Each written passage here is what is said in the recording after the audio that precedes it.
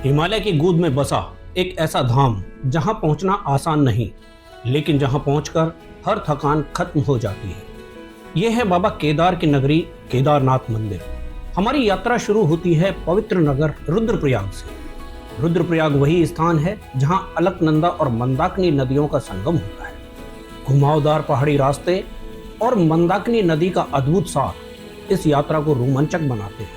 यहीं से शुरू होती है केदारनाथ यात्रा की असली अनुभूति। रुद्रप्रयाग से केदारनाथ बेस यानी गौरीकुंड तक की दूरी लगभग 75 किलोमीटर है, लेकिन पहाड़ी रास्तों और मौसम की वजह से इस सफर में कई घंटे लग जाते हैं। जैसे ही हमारी कार शहर छोड़ती है, सामने खुलने लगते हैं हिमालय के अद्भुत दृश्य। करीब 20 किलोमीटर आगे है अगस्त्य मुनि।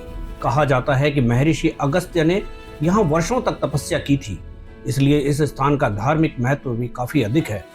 रास्ते में छोटे छोटे पहाड़ी गांव दिखाई देते हैं, पत्थरों से बने घर, छतों पर लकड़ियां और दूर खेतों में काम करते स्थानीय लोग। ये दृश्य उत्तराखंड की असली पहचान है। यहाँ सड़कें सुंदर जरूर हैं, लेकिन बेहद चुनौतीपूर्ण भी। एक तरफ ऊंचे पहाड़ तो दूसरी तरफ गहरी खाई। अब हम पहुंच चुके हैं गुप्त काशी।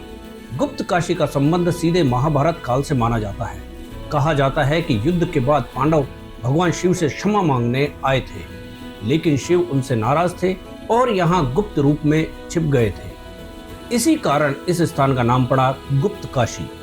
यहीं स्थित है प्राचीन विश्वनाथ मंदिर। गुप्त काशी से चौखंबा पर्वत की बर्फीली चोटियां साफ दिखाई देती हैं। गुप्त काशी के आसपास कई होटल, गेस्ट हाउस और रेस्टोरेंट मिल जाते हैं। कई यात्री यहाँ रुककर रात बिताते हैं और अगले दिन आगे की यात्रा शुरू करते हैं। गुप्त काशी से आगे बढ़ते ही हम पहुंचते हैं फाटा। फाटा मुख्य रूप से केदारनाथ हेलीकॉप्टर सेवा के लिए जाना जाता है। यहीं से कई यात्री हेलीकॉप्टर के जरिए केदारनाथ धाम जाते हैं। सड़क के किनारे बने हेलीपैड और ऊपर उड़ते हेलीकॉप्टर इस यात्रा को और भी रोमांचक बना देते हैं। फाटा से आगे बढ़ते हुए सड़क अब और ज्यादा ऊंचाई की ओर जाने लगती है। पहाड़ अब और विशाल दिखाई देने लगते हैं और मौसम तेजी से बदलता महसूस होता है। करीब 15 किलोमीटर आगे है सोनप्रयाग। यह केदारनाथ यात्रा का एक महत्वपूर्ण पड़ाव है। यहीं से आगे निजी वाहनों की एंट्री बंद हो जाती है। यहाँ बड़े पार्किंग एरिया बनाए गए हैं। यात्रियों को पार्किंग में वाहन खड़ा कर लोकल टैक्सी या शटल सेवा से गौरीकुंड तक जाना पड़ता है। यात्रा सीजन में यहाँ हजारों श्रद्धालु दिखाई देते हैं। यहीं से वातावरण पूरी तरह तीर्थ यात्रा वाला महसूस होने लगता है। चारों तरफ हर हर महादेव और जय बाबा केदार के जयकारे सुनाई देते हैं। सोनप्रयाग से लगभग 5 किलोमीटर आगे है गौरीकुंड। यहीं से शुरू होता है केदारनाथ धाम ट्रैक। मान्यता है कि माता पार्वती ने यहाँ भगवान शिव को पाने के लिए तपस्या की थी। आज यहाँ यात्रियों के लिए होटल, रेनकोट, ट्रैकिंग स्टिक आदि मिल जाते हैं। यहाँ से केदारनाथ धाम की दूरी लगभग 17 किलोमीटर है। कुछ लोग पैदल ही यात्रा करते हैं, कुछ घोड़े, खच्चर, कंडी या पालकी का सहारा लेते हैं। जब लोग पैदल यात्रा करते हैं तो ऊंचाई बढ़ने के साथ ऑक्सीजन कम होने लगती है, इसलिए धीरे धीरे चलना बेहद जरूरी होता है। जैसे जैसे ऊंचाई बढ़ती है, वैसे वैसे हिमालय का असली सौंदर्य सामने आने लगता है। बर्फ से ढकी चोटियां, झरनों की आवाज और बादलों के बीच से निकलती धूप, हर दृश्य किसी फिल्म जैसा लगता है। रास्ते में जंगल चट्टी, भीमबली और लिंचोली जैसे पड़ाव आते हैं। यहाँ यात्री थोड़ी देर आराम करते हैं, फिर आगे बढ़ते हैं।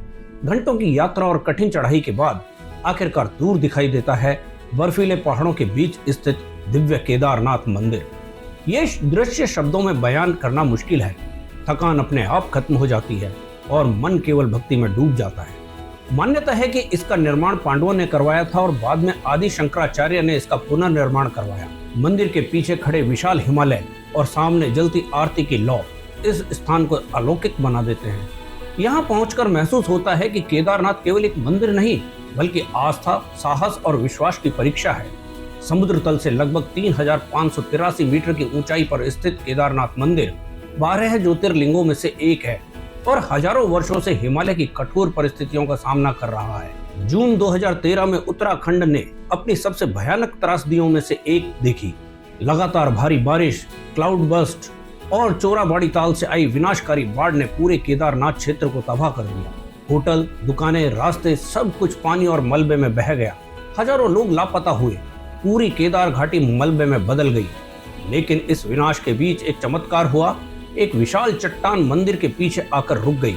जिसने तेज बहाव को 2 हिस्सों में बांट दिया और मंदिर को बचा लिया। आज इस चट्टान को भीमशिला के नाम से जाना जाता है।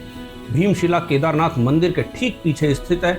कई लोग इसे भगवान शिव की कृपा मानते हैं, तो कुछ इसे प्रकृति का अद्भुत संयोग कहते हैं। लेकिन एक बात तय है कि अगर यह चट्टान वहां नहीं रुकती तो ना जाने क्या होता। 2013 आपदा के बाद पूरा ट्रैक रूट दोबारा बनाया गया। कई जगह railing, medical camp, oxygen point और SDRF पोस्ट बनाई गई हैं।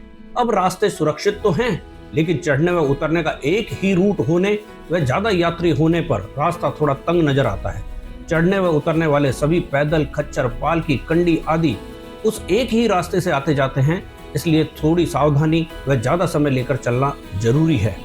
मंदिर के आसपास आपको बहुत से टेंट, रेस्टोरेंट आदि मिल जाते हैं, जहां हजारों श्रद्धालु रात में रुकते हैं। रात के समय बर्फीले पहाड़ों के बीच चमकती टेंट सिटी और दूर से सुनाई देती मंदिर की घंटियां पूरा वातावरण अलौकिक बना देती हैं। केदारनाथ पहुंचने के बाद सबसे पहले यात्रियों को दर्शन टोकन लेना होता है। उसके बाद दर्शन के लिए लाइन में लगना पड़ता है। यात्रा सीजन में यहाँ दर्शन के लिए कई घंटे तक इंतजार करना पड़ सकता है। केदारनाथ धाम पर VIP दर्शन और सामान्य दर्शन दोनों की व्यवस्था होती है। सुबह की आरती और शाम की आरती का अनुभव बेहद दिव्य माना जाता है। प्रतिदिन सुबह 5 बजे से 12 बजे तक मंदिर के गर्भगृह में भक्त स्वयं शिवलिंग को स्पर्श कर आशीर्वाद प्राप्त कर सकते हैं। यही अनुभव केदारनाथ धाम को बाकी ज्योतिर्लिंगों से अलग बनाता है। दोपहर 12 बजे बाद भगवान केदारनाथ का श्रृंगार किया जाता है और दूर से ही दर्शन किए जा सकते हैं। रात्रि 11 बजे से सुबह 5 बजे तक विशेष पूजा भी की जा सकती है, लेकिन उसके लिए पहले रजिस्ट्रेशन करवाना अनिवार्य होता है। रुद्रप्रयाग से केदारनाथ तक का ये सफर सिर्फ पहाड़ों की यात्रा नहीं, बल्कि आत्मा की यात्रा है। यहाँ हर पत्थर, हर नदी, हर हवा का झोंका महादेव की उपस्थिति का एहसास कराता है। अगर जीवन में कभी मौका मिले तो इस यात्रा को जरूर अनुभव कीजिए। यदि आपको यह जानकारी उपयोगी लगी हो तो वीडियो को लाइक व शेयर जरूर कीजिए और चैनल को सब्सक्राइब करना मत भूलिए। हर हर महादेव, जय बाबा केदार।